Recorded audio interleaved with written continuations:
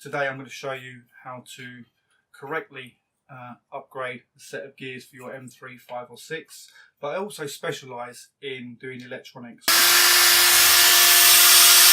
So I drill in at 45 degrees and then I twist the drill up, but what I don't do is touch the spleens or touch the shaft in any way. So I go in deep enough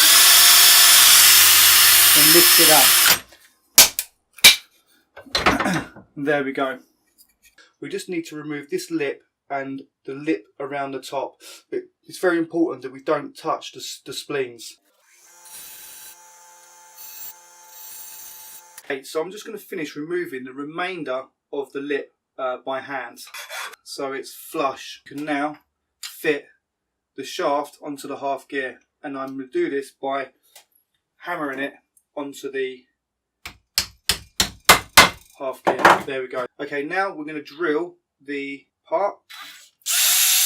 We need to now remove the actual shaft that we have drilled. The best way of doing this is to tap it out. You can tap it like this. Now that's removed. Popping this back inside the throttle actuator.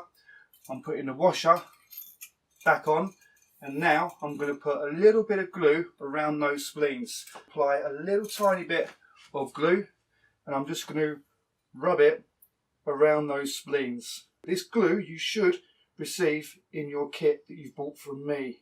I'm going to put some glue around the inside of the half gear.